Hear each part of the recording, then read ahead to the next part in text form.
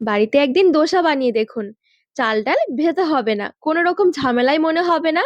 হাতের কাছে থাকা উপকরণে তৈরি করে নিতে পারবেন। সকালে জলখাবার বা রাতের খাবারে যদি এরকম একটা রেসিপি থাকে আর কি চাই। দোসা খেতে ইচ্ছে করলে দোকানে না গিয়ে একদম গরম গরম মুচমুচে চটপটা মশলা আলু দোসা বাড়িতেই বানিয়ে নিন। এতটা স্বাদ হবে ভাবতেই পারবেন না। দোকানের স্বাদ পুরো বাড়িতে পেয়ে যাবেন। সাথে থাকবে চাটনি, কি যে ভালো লাগে খেতে, বিশ্বাসই হবে না। নমস্কার বন্ধুরা, নতুন একটা পর্ব দেখার জন্য আপনাদের সকলকে স্বাগত জানাই। আজকে কোনো রকম চাল ডাল ভেজানো ঝামেলা ছাড়াই ইনস্ট্যান্ট দোসা বানিয়ে দেখাবো। দোসা খেতে ইচ্ছে করলে এরকম চটপট একবার মশলা দোসা বানিয়ে দেখুন, খেতে দারুণ লাগে। চলুন, আশা করছি আজকের রেসিপি অনেক ভালো লাগবে। সবার প্রথমে আমি এখানে একটা মিক্সিং জার নিয়েছি। মিক্সির জারে নিয়ে নিচ্ছি 1 কাপ সুজি। এখানে 200 গ্রাম সুজি রয়েছে। আর নিয়েছি চা চামচ মেপে 1 চামচ আটা। আর নিয়েছি 1 চামচ বেসন। এবারে মিক্সিতে একটু ঘুরিয়ে নেব, সুজিটা একটু গুঁড়ো করে নিতে হবে।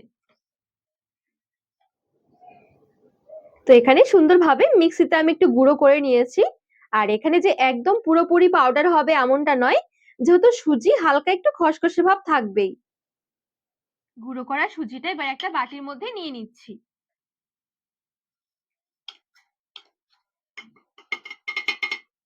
নিয়ে নিচ্ছি ওই কাপ মেপেই 1 কাপ টক দই। 1 কাপ সুজির জন্য 1 কাপই দই নিতে হবে।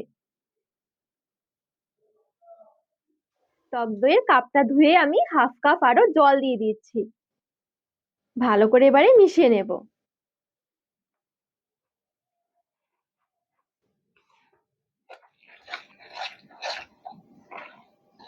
হাফ কাপ জল আর টক দইটা দিয়ে ভালো করে মিশিয়ে নিয়েছি।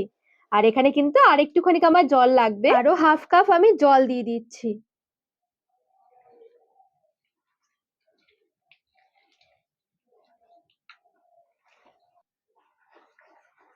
তো বাকি জলটা দিয়েও খুব ভালো করে মিশিয়ে নিয়েছি। আর এখন ঠিক ব্যাটার এরকম ঘনত্বের রয়েছে, এই দেখুন। এবারে একটু সাইডে সরিয়ে রাখছি ঢাকনা দিয়ে ঢেকে। এবারে ধোসার সাথে খাওয়ার জন্য একটু চাটনি বানিয়ে নেব। 2টো কাঁচা লঙ্কা, একটু আদা নিয়েছি। 1 মুঠো নিয়ে নিচ্ছি ছোলা। এখানে আমি ভাজা ছোলা নিয়েছি। 1 মুঠো দিয়ে দিচ্ছি ভাজা বাদাম। 1 মুঠো দিয়ে দিচ্ছি নারকেল। নারকেলটাকে এরকম ছোট ছোট করে কিউব করে কেটে নিয়েছি। আর কালো অংশটা ছাড়িয়ে নিয়েছিলাম। একটু তেঁতুল। তেঁতুল না থাকলে 1 চামচ টক দই নিতে পারেন বা একটু লেবুর রসও নিতে পারেন। সামান্য একটু চিনি, একটু বিট লবণ, সামান্য একটু জল দিয়ে এবার একটু মিহি করে একটা পেস্ট বানিয়ে নেব।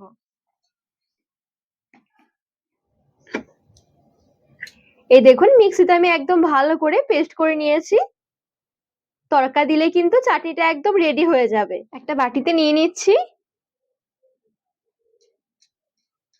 এবারে তড়কা দিয়ে নেব। কড়াইয়ে একটু তেল গরম করে নেব।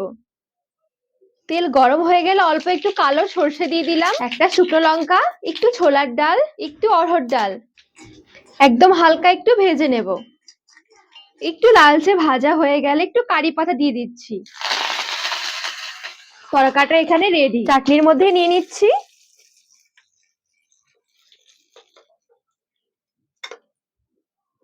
তো এখানে দোসার সাথে খাওয়ার জন্য চাটনিটা একদম রেডি। এবারে বানিয়ে নেব মশলা আলু। তো কড়াই একটু তেল নিয়ে নিয়েছি। গরম তেলে অল্প একটু কালো সর্ষে দিচ্ছি, 2টো শুকনো লঙ্কা, আদা রসুন কুচি।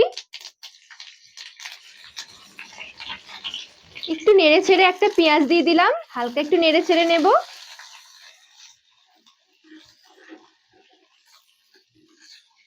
একটা টমেটো দিচ্ছি, একটু কারি পাতা দিচ্ছি। টমেটো আর পেঁয়াজটা নরম হয়ে আসা পর্যন্ত একটু ভেজে নেব। একটু হলুদ গুঁড়ো আর একটু লঙ্কার গুঁড়ো দিয়ে দিলাম।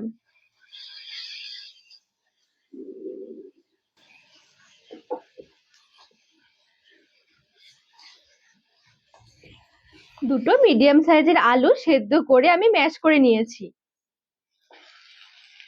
স্বাদ মতো লবণ দিয়ে দিচ্ছি।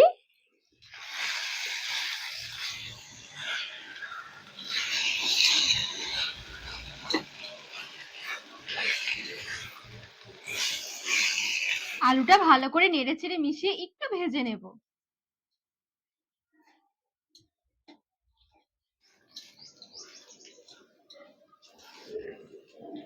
সব শেষে কাঁচা লঙ্কা কুচি আর একটু ধনেপাতা কুচি ছড়িয়ে দিচ্ছি।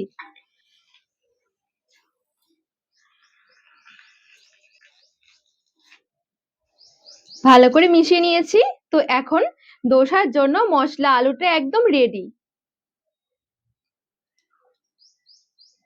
এভাবে একবার বানিয়ে দেখবেন, দারুণ লাগে খেতে।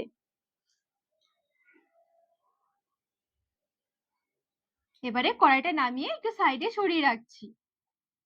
আর এদিকে যে আমি দোসার জন্য ব্যাটার বানিয়ে রেখেছি, মোটামুটি 10-15 মিনিট রেস্ট হয়ে গেছে চাটনি আর মশলা আলু বানাতে বানাতে। এবারে এই দোসার ব্যাটারে আমি হাফ চামচের মতন ব্যবহার করছি বেকিং সোডা,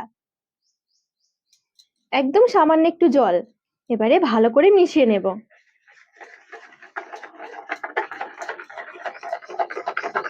বেকিং সোডা মেশানোর পর দেখবেন এই ব্যাটার অনেকটা ফ্লাফি হয়ে যাবে। তো এখানে দোসার জন্য ব্যাটার একদম রেডি।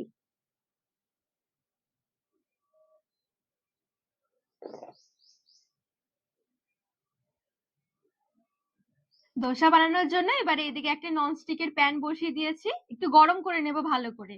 আপনারা চাইলে কিন্তু যে কোনো তাওয়াতে এই দোসা বানাতে পারবেন, তবে কি চেষ্টা করবেন একটু ননস্টিকের নিতে, এতে করে কিন্তু খুব সহজে দোসা উঠে আসবে, ভেঙে যাবে না বা ছিঁড়েও যাবে না। এবারে গরম করা প্যানে ভালো করে একটুখানি তেল ব্রাশ করে নেব। আর এই গরম অবস্থায় কোনোভাবে দোসার ব্যাটার দেওয়া যাবে না, জলে ছিটে দিয়ে ঠান্ডা করে নিতে হবে। পরিষ্কার একটা কাপড় দিয়ে ভালো করে মুছে নেব। প্রথমে প্যানটা ভালো করে গরম করতে হবে, পরে আবার একটু ঠান্ডা করে নিতে হবে জলের ছিটে দিয়ে। গরম করে নেওয়ার কারণে দোসা সুন্দরভাবে উঠে আসবে, আর একটু ঠান্ডা করে নেওয়ার কারণে খুব সহজে কিন্তু দোসার ব্যাটারটা ছড়ানো যাবে। 1 হাতা মতন এবারে দোসার ব্যাটার নিয়ে নিচ্ছি। এবারে বাটি হাতার পেছনটা দিয়ে এভাবে করে হালকা হাতে ঘুরিয়ে নিতে হবে। আর এই ব্যাটার ছড়ানোর সময় খেয়াল রাখতে হবে, কোনোভাবে কিন্তু গ্যাসের আঁচটা বাড়িয়ে দেওয়া যাবে না, হালকা আঁচে রাখতে হবে। তা না হলে কিন্তু ব্যাটার ছড়ানো যাবে না, উঠে উঠে আসবে। একটু যখন শুকিয়ে যাবে উপর দিয়ে একটুখানি ঘি ব্রাশ করে নিচ্ছি, চাইলে একটু বাটার বা তেলও ব্রাশ করে নিতে পারেন। হালকা দেখুন একটা কালার এসে গেছে। এবারে যে মশলা আলু তৈরি করে রেখেছি, অল্প একটু মশলা আলু নিয়ে ঠিক এভাবে করে ছড়িয়ে দিচ্ছি। আর দেখবেন কিছুক্ষণের মধ্যে সুন্দরভাবে একদম কড়াই থেকে মানে প্যান থেকে উঠেও আসবে। এবারে ঠিক এইভাবে করে একটুখানি মুড়িয়ে নিলে কিন্তু একটা দোসা তৈরি হয়ে যাবে। আর এই দেখুন প্রথম দোসা তারপরেও কতটা পারফেক্ট তৈরি হয়েছে।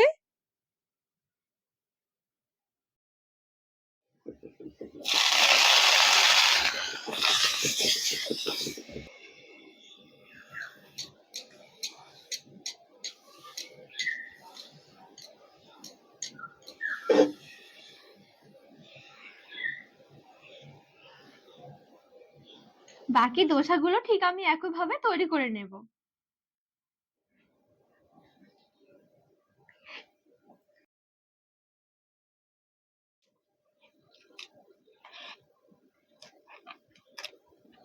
বেশ কয়েকটা দোসা আমি এখানে তৈরি করে নিয়েছি। এবারে গরম গরম সার্ভ করে নিচ্ছি, চাটনি আর মশলা আলু আর সাথে গরম গরম দোসা।